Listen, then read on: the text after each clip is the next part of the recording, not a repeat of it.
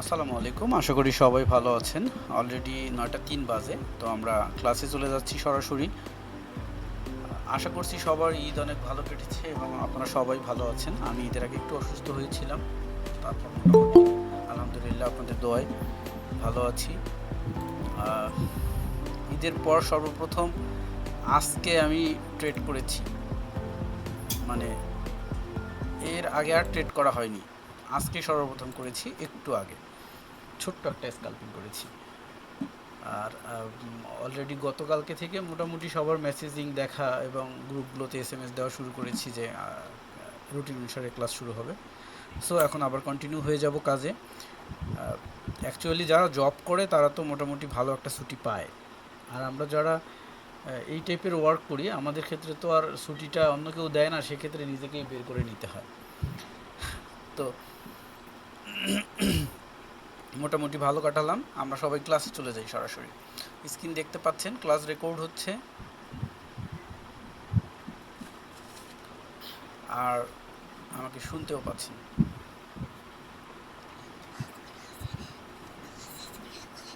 ওকে ওকে, ঠিক আছে, তুমি যাও।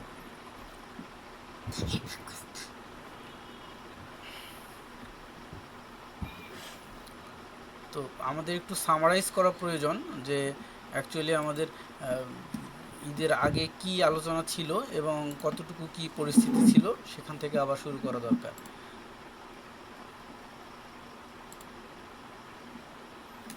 আচ্ছা, আমার অন্য মনিটরগুলো একটু ঝামেলা করতেছে, একটু সময় দেবেন, অন্য মনিটরগুলোকে বন্ধ করে নিব।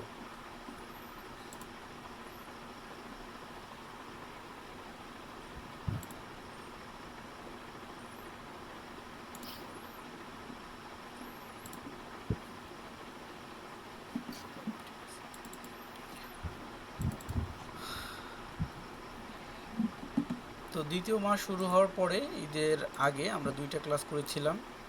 বাবা, তুমি ওই রুমে যাও, আমি মিটিংটা ফিনিশ করি, যাও।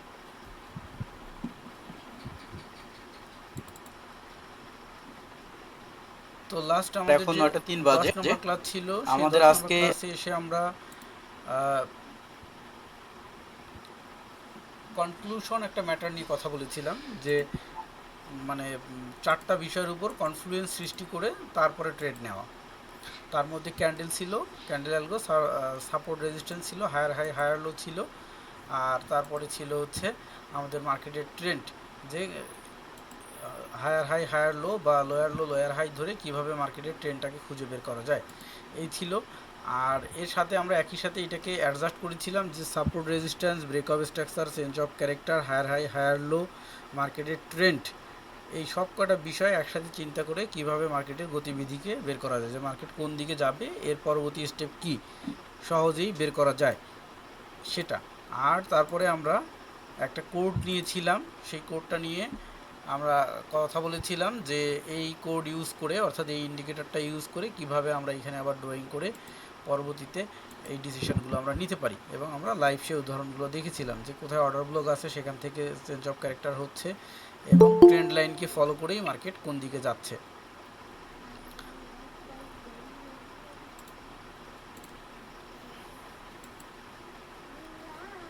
আচ্ছা, তো এই ছিল 10 নম্বর ক্লাস। আর তারপরে এসে 11 নম্বর ক্লাস আমাদের যেটা ছিল, 11 নম্বর ক্লাসেও ওকে। ঠিক ওই ধরনের তো আজকে আলোচনাটাই জাস্ট 24 একটু মে। রিপিট করা ছিল।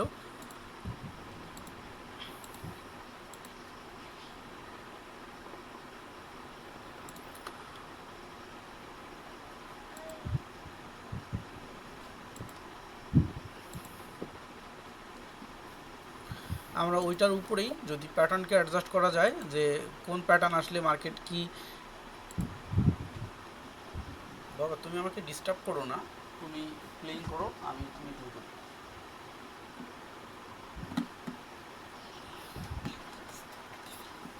তো আমরা সেই ওই আগে যে বিষয়গুলো 10 নম্বরে আলোচনা করেছি, ওই 10 নম্বরের বিষয়গুলোকে ধরে এর সাথে হচ্ছে যে আমাদের প্যাটার্ন যদি ওইখানে আমরা ড্র করি, তাহলে সেই প্যাটার্নের উপরে বেস করে আমরা কিভাবে ট্রেড নিতে পারবো সেই বিষয়গুলো নিয়ে আলোচনা করি।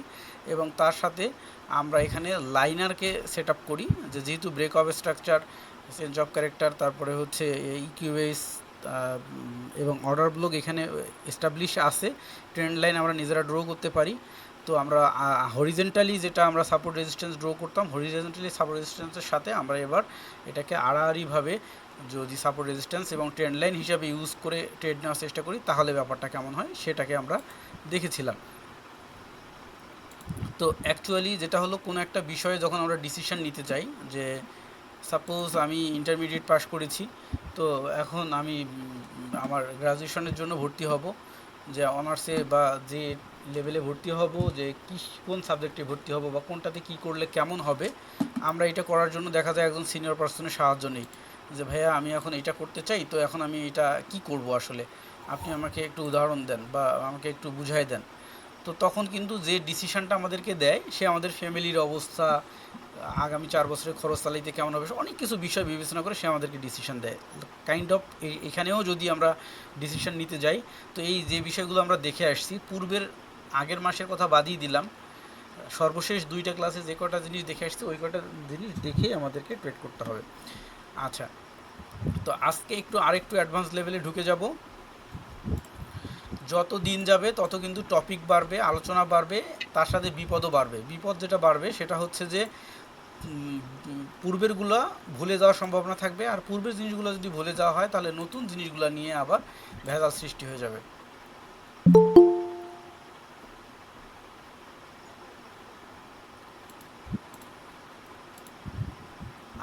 আমি লাস্ট শিটটা বের করতে করতে বলি, আমি লাস্ট যে অফিসে জব করতাম, তো আলহামদুলিল্লাহ মালিক আমাকে অনেক ভালোবাসতো। তো যদি কাউকে বের করে দেওয়ার প্রয়োজন হতো, কোনো একটা এমপ্লয়িকে আউট করে দিতে হবে কোম্পানি থেকে, তো তখন আমাকে বলতো যে ফরহাদ ওই এমপ্লয়িকে একটু দিতে হবে, প্রমোশন দিতে হবে।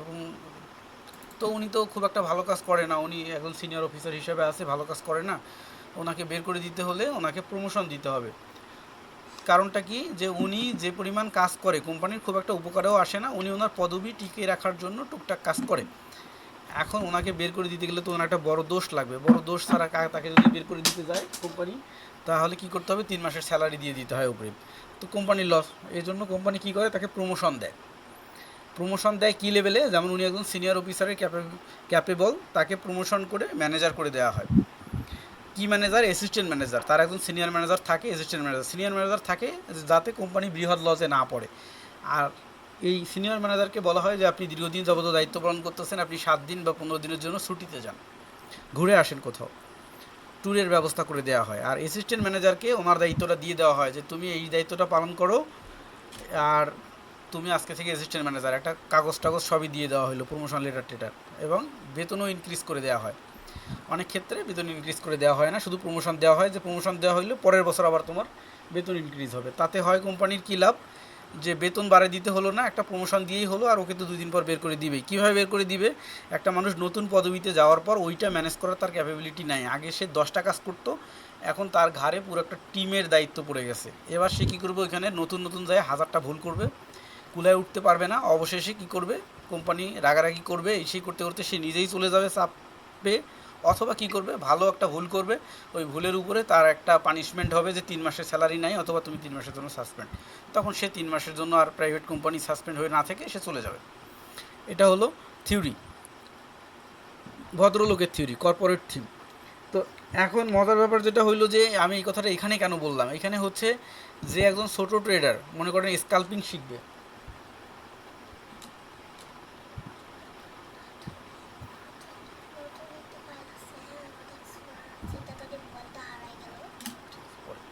তো একজন নতুন ট্রেডার সে হলো স্কাল্পিং করে, ছোট ছোট ট্রেডার, সে আমরা এই 1 মাস যাবত যে আলোচনা করেছি, এই 1 মাস আলোচনা থেকে সে কী করবে, সে টুকটাক ওইখান থেকে আর্ন করে করে খেতে পারবে। কিন্তু যারা আমরা 6 মান্থের এই লং কোর্সে আছি, তারা কিন্তু আমরা ওই অ্যাসিস্ট্যান্ট অফিসার থেকে অফিসার, তারপরে আবার অ্যাসিস্ট্যান্ট ম্যানেজার, এভাবে কিন্তু টিম লিডার এবং ডিরেক্টর এরকম হয়ে যাব উপরে, মানে বড় পদবিতে যাচ্ছি, দায়িত্ব বাড়তেছে, অনেকগুলো জিনিস জানতে হচ্ছে। যদি অ্যাকুমুলেট করতে না পারি তাহলে কিন্তু পড়ে যাব, অ্যাকুমুলেট করতে না পারলে পড়ে যাব, অর্থাৎ স্কাল্পিংও তখন আর করতে পারবো না।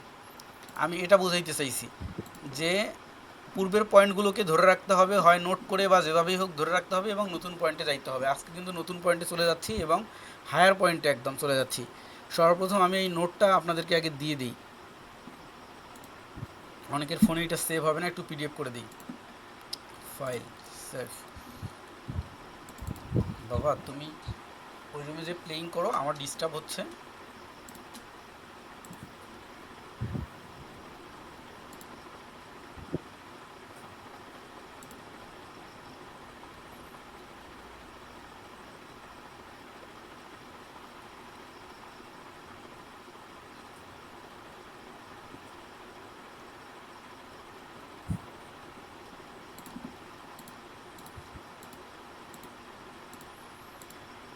ওকে, পিডিএফ হয়ে গেছে।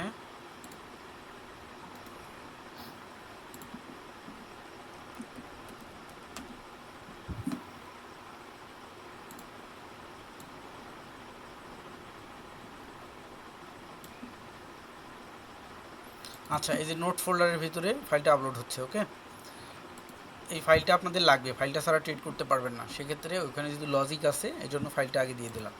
তো আমরা একটু বোঝার চেষ্টা করি, আমরা অর্ডার ব্লক নিয়ে এতদিন যাবত যা দেখেছি যে অর্ডার ব্লকের এন্ট্রিগুলো কেমন ছিল আমাদের। আচ্ছা, তার আগে একটু আমাদের ইয়ে থেকে ঘুরে আসা উচিত, এসএমএসগুলো দেখা উচিত। Last SMS Rafiqul Islam. ওকে, কোন স্ট্র্যাটেজি ধরে ট্রেড করছে? আচ্ছা, যাই হোক, যেটার উপরেই হোক, ঠিক আছে, রেজাল্ট ভালো আছে, রেজাল্ট ভালো আছে। এনার নাম হচ্ছে তাবাচ্ছুম। হ্যাঁ, ওনার রেজাল্টও মার্শাল্লাহ ভালো আছে। আচ্ছা, লজিক হার্ড সেল্টার প্রোডাক্ট। ওকে, ঠিক আছে, নো প্রবলেম, সুন্দর। ট্রেড নিতে পারছি না, কি হচ্ছে, সাম প্রবলেম। সেম প্রবলেম কি সবার হচ্ছে? আচ্ছা আচ্ছা, কি প্রবলেম? টেম্পোরারি ইস্যু অ্যাকাউন্টার ট্রেড, এটা নেটওয়ার্কের কারণে মাঝে মধ্যে হয়, ওটা ব্যাপার না। আচ্ছা, তারপরে আমাদের ঈদের শুভেচ্ছা বিনিময়ের পরে sound please tell me F K, ওনার নামটা আসলে কি, ফুল নেমটা জানি না। আচ্ছা, যাই হোক, জহির ইসলাম ইনভ্যালিড।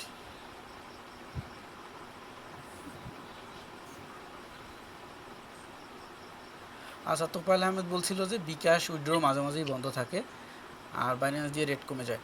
আপনার বিকাশ দিয়েই উইথড্র দিবেন, বাইন্যান্সে নেওয়ার দরকার নেই, বিকাশ দিয়েই দিবেন। সেটা হচ্ছে শনিবার রবিবার বাদে, শনিবার রবিবার বাদে অন্য দিনগুলোতে অফিস টাইমে ট্রাই করবেন, তাহলে বন্ধ পাবেন না। ঠিক আছে, তাহলে কোনো সমস্যা হবে না। আজকে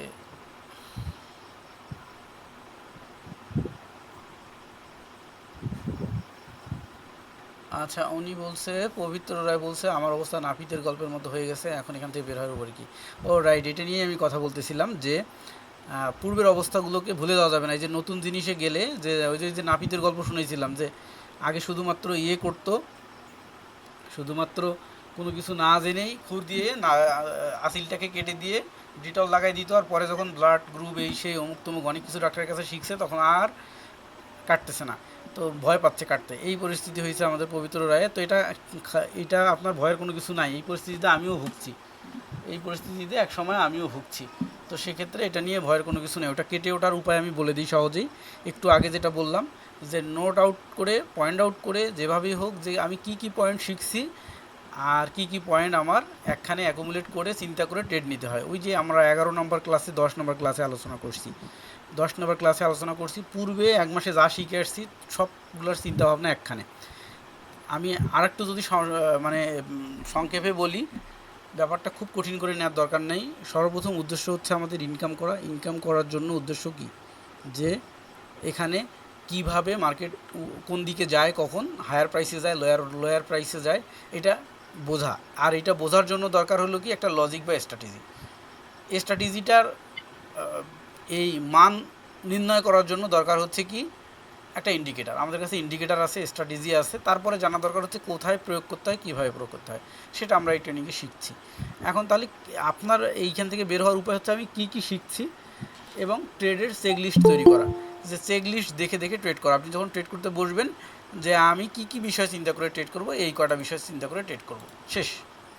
আপনি এখান থেকে বের হয়ে আসতে পারবেন, কোনো সমস্যা নেই। মাথা যদি এলোমেলো হয়ে যায়, এলোমেলো মানে বাইরের অনেক ভিডিও বা এই সেই দেখা, এইসব করার দরকার নেই। আপনি ওই সময়টা মার্কেটে দিবেন, দেখবেন যে ঠিক হয়ে যাবে। তাও যদি প্রবলেম হয়, 5 থেকে 7 দিন মার্কেট থেকে দূরে থাকেন, থাকার পরে নতুন করে শুরু করেন, ঠিক হয়ে যাবে, ওটা খারাপ কিছু না। আচ্ছা, তো আমরা জেনেছিলাম যে অর্ডার ব্লক আমরা শিখেছিলাম যে অর্ডার ব্লক কেমন করে সৃষ্টি হয়, যে অর্ডার ব্লক এরকম করে একটা মার্কেট নিচে আসার পরে একটা এই রেড টু রেড আসতেছে, আসার পরে যখন ব্যাক করে ক্যান্ডেলটা করার পরে দেখি যে আমরা মেন ক্যান্ডেলে এদিকে অর্ধেক এদিকে যদি অর্ধেক থাকে, তাহলে আমরা কি করি, পরবর্তী ক্যান্ডেল দেখি যে এখানে যদি গ্যাপ থাকে তাহলে সেটাকে আমরা অর্ডার ব্লক হিসাবে বিবেচনা করি। এটা হলো অর্ডার ব্লক। তো অর্ডার ব্লকটা ভ্যালিড আর ইনভ্যালিড আমরা বুঝি কেমনে কী বের করতে হয়। অর্ডার ব্লক ফাইন্ডিং আমরা করতে পারি, এবং অর্ডার ব্লক ফাইন্ডিং করার জন্য আমাদের কাছে আবার এই ইন্ডিকেটারও আছে যে কীভাবে অর্ডার ব্লক ফাইন্ডিং করা যায়।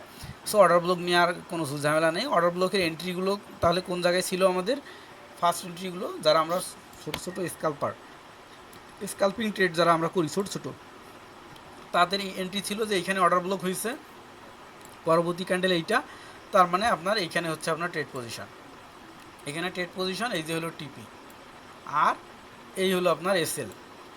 ঠিক আছে, এই ক্যান্ডেলটা বড় হওয়ার কারণে এসএলটা নিচে নেমে গেছে, ছোটো হইলে কোনো সমস্যা ছিল না। উপরে সময় তো কী হলো, এই হলো অর্ডার ব্লক, এটা ছিল এন্ট্রি পয়েন্ট। কিন্তু এইখানে আমরা একটু হায়ার বা অন্য দিক থেকে থিঙ্কিং করব, আমরা একটু স্টেপ বাই স্টেপ দেখি, তাহলে বুঝতে পারবো। শিট সবার কাছে দেওয়া আছে, দেখে দেখে প্র্যাকটিস করবে। তো আমরা আগে যেটা দেখে আসলাম যে এটা ছিল আমাদের বুলিশ অর্ডার ব্লক, অথবা এখানে দুটাই দেওয়া আছে। এটা ছিল আমাদের বুলিশ অর্ডার ব্লক অর্থাৎ উপরের দিকে, আর এটা হলো বিয়ারিশ অর্ডার ব্লক। এই অর্ডার ব্লক থেকে মার্কেট উপরে যায় না, আর এই অর্ডার ব্লকে মার্কেট নিচে যাওয়ার সম্ভাবনা রাখে না। অর্ডার ব্লক কেন হয়, কীভাবে হয়, অর্ডার ব্লকের পিছনে কী কী ঘটে, এই জিনিসগুলো আমরা হিস্টোরিক্যালি অনেক জানি। সেক্ষেত্রে ওইদিকে আর কথা বলার প্রয়োজন নেই। আপনারা যদি ভুলে যেয়ে থাকেন তাহলে পূর্বের ক্লাসটা পূর্বের ক্লাসগুলো দেখলেই মনে হয়ে যাবে আপনাদের। তো এই যে একটা বুলিশ অর্ডার ব্লক তৈরি হয়েছে এইখানে, তাই না? এই যে এই অর্ডার ব্লকটা আমরা এখানে উদাহরণস্বরূপ দেখে আসলাম, অথবা এই পেজে দেখে আসলাম, এখানে একটা বুলিশ অর্ডার ব্লক তৈরি হয়েছে, মার্কেট উপরে যাচ্ছে এখান থেকে। তো এই যে বুলিশ অর্ডার ব্লকটা, এই বুলিশ অর্ডার ব্লকটা হওয়ার পরে মার্কেট এখান থেকে উপরে যাচ্ছে। তো এইখানে একটা ছিল আমাদের এন্ট্রি, যে আমরা এইখানে এন্ট্রি নিতে পারি। আর দ্বিতীয় এন্ট্রি যদি আমরা এখানে এন্ট্রি নিতে না পারি, সেক্ষেত্রে আমরা পরবর্তীতে এন্ট্রিটা কোথায় নিব,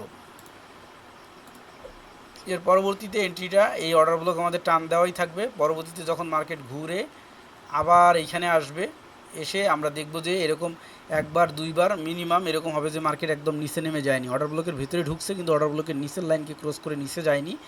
ঠিক আছে, এরকম মার্কেট রেডের পরে গ্রিন হয়েছে, বা এগুলোও হয়নি, রেডের পরে গ্রিন হয়ে ডাইরেক্ট মার্কেট উপরে যাওয়া শুরু করছে। যখনই দেখবো এই লাইনের ভেতরে ঢুকছে কিন্তু এই লাইন থেকে বের হয়ে গেছে, অর্থাৎ এইখান থেকে যে রেড টু রেড নামতেছে, নামার পরে যে গ্রিন ক্যান্ডেল হয়েছে, সেই গ্রিন ক্যান্ডেলের বডি ক্লোজ হয়েছে এই অর্ডার ব্লক লাইনের উপরে, এই যে এই ক্যান্ডেলটা দেখতে পাচ্ছেন।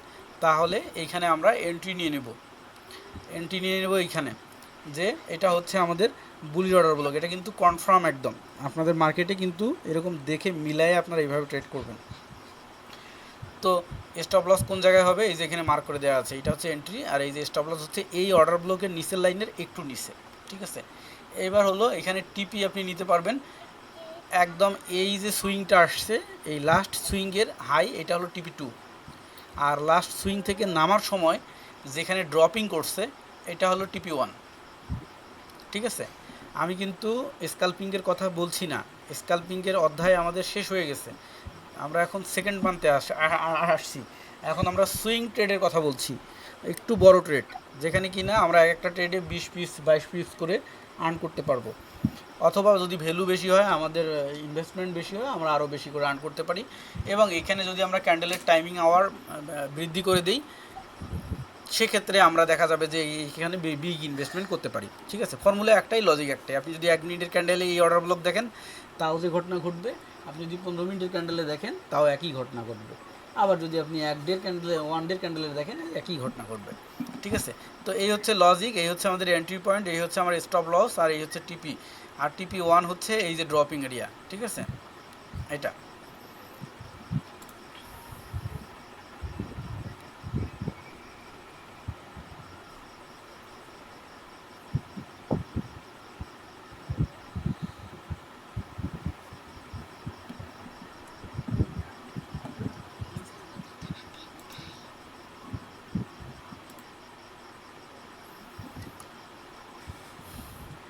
আচ্ছা, আমরা তো সাপোর্ট রেজিস্ট্যান্স মোটামুটি শিখে আসছি আগে, তাই না?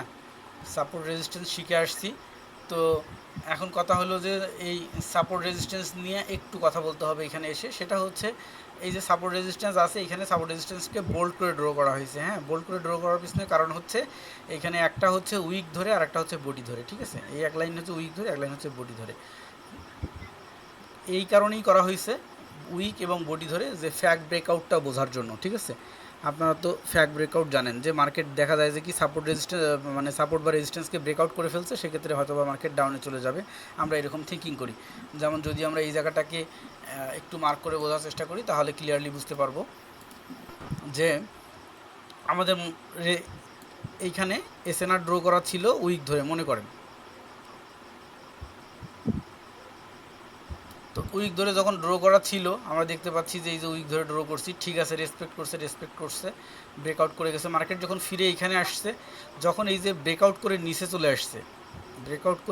আসছে, তখন কিন্তু আমাদের ধারণা হতেই পারে যে মার্কেট তার ট্রেন্ড চেঞ্জ করে ফেলছে, মার্কেট এখন ডাউনে যাবে। এখানে কিন্তু ধারণা হতেই পারে, কারণ যেহেতু সে এই সাপোর্টকে ব্রেক করে আসছে, এই পাওয়ারফুল সাপোর্টকে সে ব্রেক করে আসছে, সেক্ষেত্রে মার্কেট নিচে যাবে, আমরা এরকম ধারণা করতে পারি এবং এখান থেকে আমরা ডাউন ট্রেড করতে পারি, তাই না? এইটা যাতে না হয়, এইটার জন্যই হচ্ছে এই ডুয়াল লাইন করে সাপোর্ট রেজিস্ট্যান্স ড্র করা, বোল্ড করে। একটা হচ্ছে উইক ধরে আর একটা হচ্ছে বডি ধরে।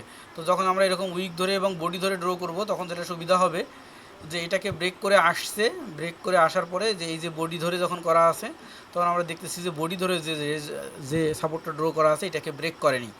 তাহলে কিন্তু আমাদের ওই ফ্যাক্ট ব্রেকআউটের ওই ভয়টা কেটে গেল। এইখানেও যেমন ব্রেকআউট করে আসছে, এই যে এইখানেও ব্রেকআউট করে আসছে, কিন্তু দেখেন বডি ধরে যখন ড্র করা হয়েছে তখন কিন্তু ব্রেকআউট করেনি। তো আমি তো আপনাদেরকে উইক ধরে ড্র করা নিষেধ করছি আগেই, বডি ধরেও অলওয়েজ করতে হয়, কারণ বডি ধরে করলে এই জিনিসগুলা ভুল হয় না। তো সুবিধাজনক হচ্ছে এইভাবে যদি আপনারা করেন, তাহলে বেটার হবে যে ডুয়াল লাইন করে। বাট এত অ্যানালাইসিস করার আসলে ধৈর্য কারো ধরে না, তারপরও বলে রাখলাম আর কি।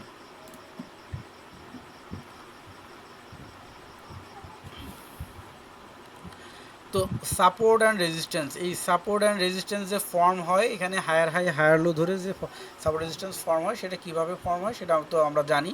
এগুলো নিয়ে আমি আর বিস্তারিত কথা বলতেছি না, এগুলো বলার প্রয়োজন নেই, এটারও দরকার নেই, এগুলো আপনারা জানেন।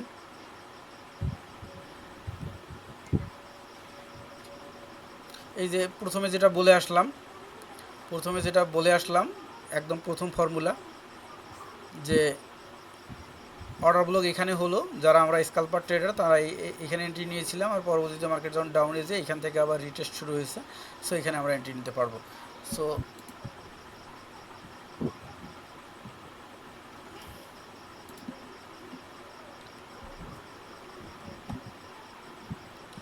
কনফ্লুয়েন্স লেভেল আসলে কোনটা?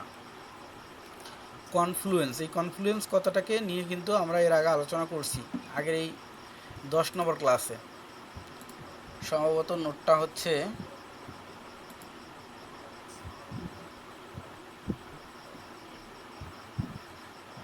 এইটা।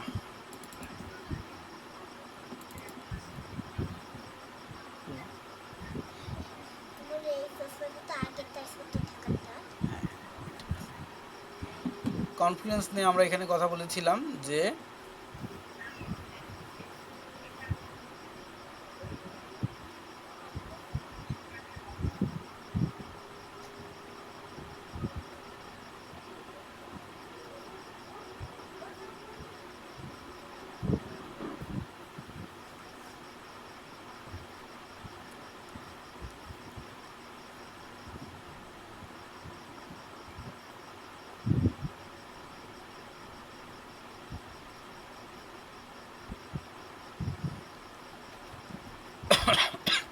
কনফ্লুয়েন্স তৈরি করা শিখুন। একটি ট্রেডে প্রবেশ করার আগে নিচের কনফ্লুয়েন্স বিষয়গুলো মিলে যাচ্ছে কিনা দেখুন। ওই যে কথাগুলো বলেছিলাম, সাপোর্ট রেজিস্ট্যান্স, ক্যান্ডেল প্যাটার্ন, তারপরে মার্কেটের ট্রেন্ড, তারপরে হচ্ছে মার্কেট কোন সেশনে এখন আছে, কোন সেশনে মার্কেট কোন দিকে যাওয়ার সম্ভাবনা রাখে, এই সব বিষয়গুলোর উপরে বিবেচনা করে কনফ্লুয়েন্স তৈরি করা। তো এই যে কনফ্লুয়েন্স, এই কনফ্লুয়েন্স জিনিসটা, এইটা চিন্তা করার যে জায়গাটা, সেই জায়গাটাই হচ্ছে কিন্তু এইটা, যে এইখানে কি আছে, এটা একটা রিভার্সাল লাইন এবং এখানে কিন্তু অর্ডার ব্লক আছে। এই যে অর্ডার ব্লক এখানে সৃষ্টি হয়েছে, তো এখানে যখন অর্ডার ব্লক সৃষ্টি হয়েছে, হওয়ার পরে মার্কেট কী হয়েছে, এখান থেকে মার্কেট এই যে উপরে গেছে, উপরে যাওয়ার পরে পুনরায় যখন এখানে এসে রিটেস্ট শুরু হয়েছে, এই মার্কেট যখন এখান থেকে উপরে যেই ব্যাক করা শুরু হয়েছে, এই জায়গাটাই হচ্ছে আমাদের চিন্তা করার সময়। মানে আমি বুঝাইতে চাইতেছি যে এইখানে যে এসে আমরা ট্রেড নিব, সেটা চিন্তাটা কখন করব? চিন্তাটা শুরু হবে এইখান থেকে, যখন এখান থেকে মার্কেট চলে গেছে, যায় ব্যাক করা শুরু হচ্ছে, তখনই আমরা, যেমন প্যাটার্নের ক্ষেত্রে চিন্তা করার সময়টা কখন ছিল সেরকম, তখনই আমরা ডিসিশনটা এখানে নেব এবং এইখানে কনফ্লুয়েন্সের এই জায়গাটাতে আমরা তখন এন্ট্রি নিয়ে নেব, মানে পেন্ডিং এন্ট্রি নিয়ে নেব। ঠিক আছে?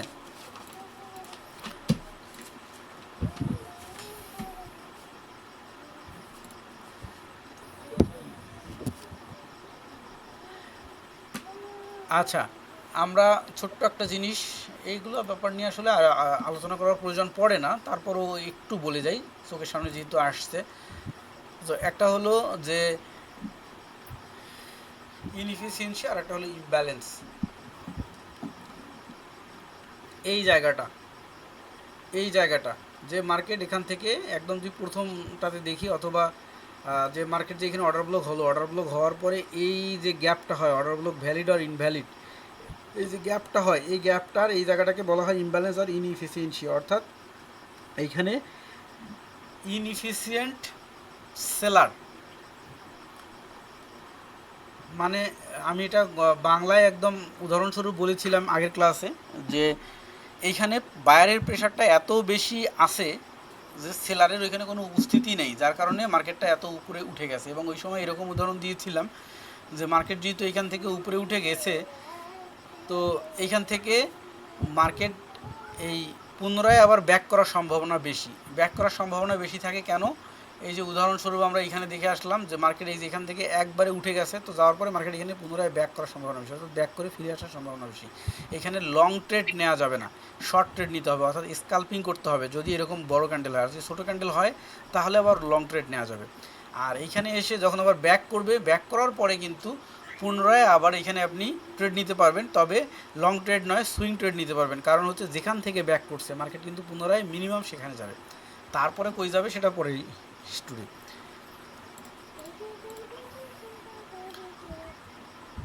তো ইমব্যালেন্স ইনএফিসিয়েন্সির ব্যাপারটা এবং ওই যে ইনভ্যালিড হয় কেন, এই যে এখানে গ্যাপ নাই, এখানে গ্যাপ আছে, এগুলো নিয়ে আমরা আগের শিট অনুসারে আলোচনা করে আসছি।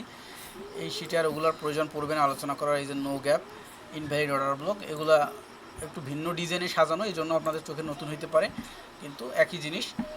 যাই হোক, মার্কেটের মুভমেন্ট এবং ট্রেন্ড, আপ ট্রেন্ড আর ডাউন ট্রেন্ডের ক্ষেত্রে যখন ঘটে, তখন আমরা লাস্ট ক্লাসে আলোচনা করে আসছিলাম যে market higher low higher high, higher low higher high করে যখন যায় মার্কেটে, এটা হলো আপ ট্রেন্ড। আর যখন কিনা ডাউন ট্রেন্ডে আসে তখন মার্কেট কী হয়, লোয়ার লো লোয়ার হাই করে আসে। আমরা একটা লজিক দেখছিলাম একটা শিটে, লজিকটা ছিল এইখানেই, যে এই যে market higher high higher low করলে এটা হলো আপ ট্রেন্ড, আর market lower high lower low করলে এটা হলো ডাউন ট্রেন্ড। আর সাইডওয়েজ মার্কেট হচ্ছে যখন কোনো মার্কেটে কোনো ক্লিয়ার ট্রেন্ড থাকে না, তখন হলো সাইডওয়েজ, মানে আপ ট্রেন্ডে ট্রেড করতে হবে, ডাউন ট্রেন্ডে ট্রেড করবে, আর এখানে কোনো ট্রেন্ড নেই, এটাতে কোনো ট্রেড করা যাবে না। সো এই ব্যাপারটাকে এখানে ছবি দিয়ে আঁকায়ে বোঝানোর জন্য দেওয়া হয়েছে। এবং ব্রেক অফ স্ট্রাকচারের কাহিনীগুলো আমরা জানি, মার্কেটের এই যে হায়ার হাই হায়ার লো করে মার্কেট উপরে যাচ্ছে, এই যে নি, এই যে ইয়েলো কালার নি, এই নি পয়েন্টটাকে মার্কেট যখন ব্রেক করে যাচ্ছে এটাকে আমরা ব্রেক অফ স্ট্রাকচার বলতেছি। আর চেঞ্জ অফ ক্যারেক্টার কোনটাকে বলতেছি, যখন এই লোটাকে ব্রেক করে নিচে আসতেছে এটাকে আমরা চেঞ্জ অফ ক্যারেক্টার বলতেছি। আবার নিচের দিকে যখন এই নিগুলোকে ব্রেক করে করে আসতেছে এটাকে আমরা ব্রেক অফ স্ট্রাকচার বলতেছি, বিয়ারিশ ব্রেক অফ স্ট্রাকচার। তাহলে যখন কি না হায়ার হাইয়ের ইয়ে হয়, হায়ার হাই করার সময় মানে ডাউন ট্রেন্ড থেকে আপ ট্রেন্ডে যাবে, তখন যখন চেঞ্জ অফ ক্যারেক্টার হয় তখন চেঞ্জ অফ ক্যারেক্টারের ধরনটা এরকম হয়, অর্থাৎ এই হাইটাকে ব্রেক করে, নিচের হাইটাকে কিন্তু নয়। ঠিক আছে, এটাকে আমরা চেঞ্জ অফ ক্যারেক্টার বলতেছি, তাই না? তো আমরা এখানে আরেকটা জিনিস একটু বোঝার চেষ্টা করি। নিচে একটা অর্ডার ব্লক আছে, এখানে গ্যাপ অর ইনএফিসিয়েন্সি আছে, তাই না? এখানে একটা গ্যাপ আছে আর ইনএফিসিয়েন্সি আছে। তারপরে মার্কেট উপরে গেছে, উপরে যাওয়ার পরে আমরা তো অপেক্ষায় আছি যে এখান থেকে মার্কেট পুনরায় ফিরে এই লেভেলে আসবে, এই লেভেলে যখন আসবে তারপর এইখান থেকে আমরা ব্যাক করব, তাই না? ট্রেড করব। এর আগে যেটা আমরা উদাহরণ দেখে আসলাম,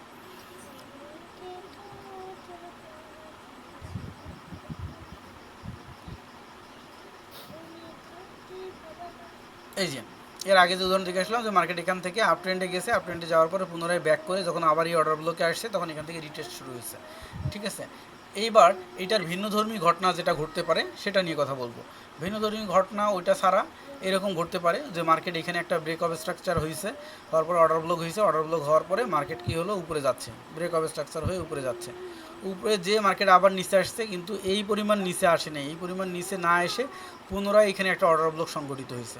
যদি এরকম পুনরায় অর্ডার ব্লক সংগঠিত হয় তাহলে বুঝতে হবে মার্কেট এখান থেকে আর এই অর্ডার ব্লকে নিচে আসবে না, মানে ইমিডিয়েটলি আসবে না। এর পূর্বের এর পূর্বের উদাহরণে যে এরকম ইমিডিয়েটলি আসছিল, যে এখান থেকে মার্কেট পুনরায় এখানে ফিরে আসছে ইমিডিয়েটলি, তারপরে আমরা এখান থেকে ট্রেড নিছি, এইখানে কোনো ইতিমধ্যে এইখানে কোনো অর্ডার ব্লক তৈরি করেনি, এখানেও কোনো অর্ডার ব্লক নাই, দেখেন এখানেও কোনো অর্ডার ব্লক নাই, এখানেও নাই, এখানেও নেই, কোনো এরকম বুলিশ অর্ডার ব্লক নাই। বুলিশ অর্ডার ব্লক যেহেতু নাই, সেক্ষেত্রে মার্কেট ইমিডিয়েটলি এখানে ফিরে আসছে, এখান থেকে রিটেস্ট করে আমরা এখান থেকে ট্রেড নিতে পারছি। কিন্তু এখানকার সেকেন্ড ঘটনা যেটা, সেটা হচ্ছে মার্কেট এখান থেকে উপরে গেছে, যাওয়ার পর নিচে আসার পথে এখানে পুনরায় একটা অর্ডার ব্লক তৈরি করছে, বুলিশ অর্ডার ব্লক। যদি এরকম বুলিশ অর্ডার ব্লক পুনরায় তৈরি করে তাহলে কিন্তু মার্কেট ইমিডিয়েটলি এখানে নেমে আসবে না। সেক্ষেত্রে তখন কিন্তু আমরা এই বুলিশ অর্ডার ব্লক হওয়ার সাথে সাথেই আবার এখানে সুইং ট্রেড করবো না, আমরা এখানে অপেক্ষা করব মার্কেট এখান থেকে উঠে আবার এইটাতে ফিরে আসবে, এই ফার্স্টটাতে ফিরে আসবে না, সেকেন্ডটাতে ফিরে আসবে। সেকেন্ডটাতে যখন ফিরে আসবে এখান থেকে আবার আমাদের রিটেস্ট শুরু হবে, অর্থাৎ এখানে আমরা আবার বাই করব। এটা হচ্ছে এন্ট্রি পয়েন্ট, এই রেডের নিচে এটা হলো আমাদের স্টপ লস, এই যে আমাদের টিপি, অর্থাৎ এই যে এইটার যে হাইটা ছিল এটা হলো টিপি 2, আর এই যে টিপি 1 হচ্ছে এইটা। Clear?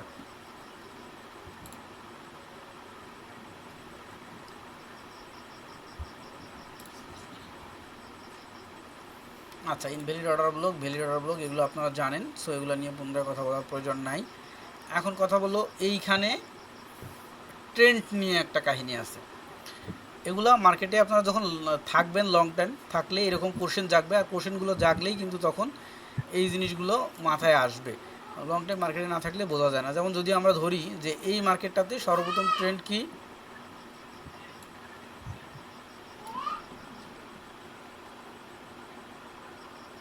Up trend, down trend, তারপরে আবার আপ, তারপরে ডাউন, আবার আপ, আবার ডাউন, আবার আপ, তাই না? একটু 1 মিনিট লাইনে থাকবেন। কি বাবা?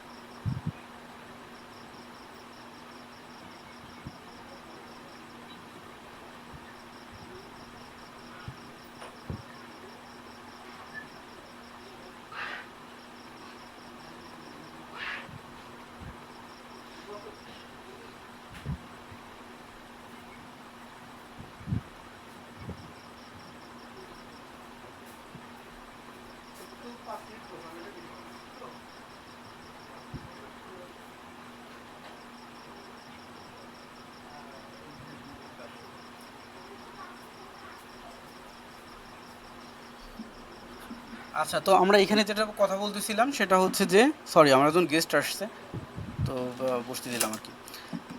তো যেটা হলো, আমরা প্রথমত ট্রেন্ড দেখতেছিলাম যে এখান থেকে ট্রেন্ডটা ছিল কি, ছোটো ছোটো ট্রেন্ড ছিল, এবং এখানে একটা অর্ডার ব্লক ছিল, তারপরে এখানে একটা অর্ডার ব্লক হয়েছে নতুন। তো যখন এরকম ঘটনা ঘটবে, এই up trend down trend, up trend down trend, ছোটো ছোটো ট্রেন্ড ছিল, আর যখন এরকম ঘটনা ঘটবে তখন কিন্তু এরকম ছোটো ট্রেন্ড আর থিঙ্কিং করার কোনো অপশন নেই, তখন ট্রেন্ড হয়ে যাবে এই যে আপ ডাউন একবারে সরাসরি, ছোটোগুলো তখন আর বাদ। যখন এই অর্ডার ব্লক যখন সৃষ্টি হয়ে যাবে তখন এইখান থেকে আবার নতুন ট্রেন্ড তৈরি হয়েছে, দরকার নেই হিসাব করার, সোজা এখানে নামবে, এখান থেকে সোজা আপ ট্রেন্ড এইটা, তারপরে হচ্ছে এইটা। ঠিক আছে? যদি এরকম থিঙ্কিং করা হয় তাহলে ভুল হবে। কোনটা বলে দিই সংক্ষেপে। যে যদি আমরা থিঙ্কিং করি যে এটা একটা আপ ট্রেন্ড, তারপরে ডাউন ট্রেন্ড, এখান থেকে আবার আপ, তারপরে ডাউন, তারপরে আপ, তারপরে এখান থেকে ডাউন, তখন আমাদের চিন্তা ভাবনাটা আসবে যে হয় মার্কেট এই পর্যন্ত এসে ব্লক হয়ে যাবে অথবা এখান পর্যন্ত এসে ব্লক হয়ে যাবে। ঠিক আছে, তো তখন এই ধরনের থিঙ্কিং আর করার দরকার নেই। যখনই এরকম বিগ একটা অর্ডার ব্লককে উপরে নতুন আর একটা অর্ডার ব্লক তৈরি হয়ে যাবে, ঠিক আছে, তখন সোজা ট্রেন্ড হয়ে যাবে কোথায়, যে এই অর্ডার ব্লক থেকে সর্বোচ্চ হাই যেখানে সৃষ্টি করছে সেখানে, তারপরে এই যে পূর্বে এই যেখানে অর্ডার ব্লক হয়েছে সেই পর্যন্ত। ঠিক আছে, ট্রেন্ড মানে আমরা যে এই দুই লাইনের যে ট্রেন্ড লাইনটা টানবো, এই ট্রেন্ড লাইনটা তখন এইভাবে টানবো। ঠিক আছে, আচ্ছা, তো দ্রুত শেষ করে দিব, একটু গেস্ট বসে আছে। আপনারা এই জিনিসগুলোকে যেটা করবেন যে এই শিট দেখে দেখে সর্বপ্রথম যেটা করতে হবে আপনার এই ইমপ্লিমেন্ট করতে হবে রিয়েল মার্কেটে। রিয়েল মার্কেটে যে দেখতে হবে যে আদৌ স্ট্র্যাটেজির সাথে এই ঘটনাগুলো ঘটছে কি না। তো এইরকম একটা অর্ডার ব্লক যখন আমরা ফাইন্ড করব, সর্বপ্রথম আমরা কিন্তু দেখব 4 আওয়ার চার্টে। ঠিক আছে, 4 আওয়ার চার্টে দেখবেন। 4 আওয়ার চার্টে দেখার পরে সেটাকে আবার আস্তে আস্তে কিসে নিয়ে আসবেন, 15 মিনিট চার্টে নিয়ে আসবেন। ওই অর্ডার ব্লকটা ড্র করার পরে, অর্থাৎ 4 আওয়ার চার্টে একটা অর্ডার ব্লক ড্র করলেন, করার পরে এটাকে 15 মিনিট ক্যান্ডেলে 15 মিনিটের চার্টে নিয়ে আসবেন। 15 মিনিটের চার্টে এনে আবার 15 মিনিটের ক্যান্ডেলের এখানে যে দেখবেন এরকম কনফার্মেশন ক্যান্ডেল তৈরি হবে। কনফার্মেশন ক্যান্ডেল কি, বিয়ারিশ অর্ডার ব্লক বা বুলিশ ইনগালফিং অথবা বিয়ারিশ ইনগালফিং তৈরি হবে। ঠিক আছে, কোথায় তৈরি হবে, ওই অর্ডার ব্লকের কাছে। কোন অর্ডার ব্লকের কাছে, যেটা আপনি 15 মিনিটে এবং 4 আওয়ারে ড্র করছেন সেই অর্ডার ব্লকে। যদি ওইরকম এই অর্ডার ব্লকে বুলিশ বা বিয়ারিশ পজিশনে এরকম কনফার্মেশন টুল তৈরি হয়ে যায়, তাহলে কিন্তু সেখান থেকে এন্ট্রিটা কনফার্ম হবে। ঠিক আছে, তো উদাহরণ যদি আমরা দেখার চেষ্টা করি, তাহলে এই যে এন্ট্রি, ঠিক আছে, অর্থাৎ এই শিটে দেখি, এই যে 15 মিনিটের চার্ট, 15 মিনিটের চার্টে এই যে অর্ডার ব্লক আছে, অর্থাৎ পূর্বে এইদিকে অর্ডার ব্লকটা তৈরি হয়েছে। অর্ডার ব্লকের রিটেস্ট পজিশন হচ্ছে এইটা। রিটেস্ট পজিশনে এসে এই হচ্ছে আমাদের সেল অপশন, এটা হচ্ছে স্টপ লস, এই যে TP1 আপনারা এটা জানেনই, TP2। ঠিক আছে, তাহলে আমাদের যে আমরা চার্ট দেখব, যদি হাই টাইম ফ্রেমে চার্ট দেখতে চাই আমরা উইকলি দেখব, ডে দেখব, 4 আওয়ার দেখব, 1 আওয়ার দেখব। যখন আমরা লো টাইম ফ্রেম দেখব তখন শুরু হবে সর্বোচ্চ 4 আওয়ার, তারপরে আস্তে আস্তে 1 আওয়ার, 15 মিনিট, 5 মিনিট। স্ক্যালপিংয়ের জন্য কিন্তু 1 মিনিট, আমরা কিন্তু সুইং ট্রেডের কথা বলছি, সেক্ষেত্রে এখানে আমরা 1 মিনিট পর্যন্ত নামবো না। ঠিক আছে, তো এই পর্যন্তই থাকুক। আর এই ইনডিউসমেন্ট ট্রাফস থেকে পরবর্তী এখানে কটা শিট থাকতেছে, 37 থেকে 44 পর্যন্ত, এইটা নিয়ে আগামী ক্লাসে আলোচনা করব। ঠিক আছে, তো শিটটা আপলোড করে দিয়েছি অলরেডি, আমি ক্লাস রেকর্ডটা আপলোড করে দিচ্ছি। আজকে এই পর্যন্তই থাকলো, আগামী ক্লাসে আবার আমাদের দেখা হচ্ছে। ধন্যবাদ।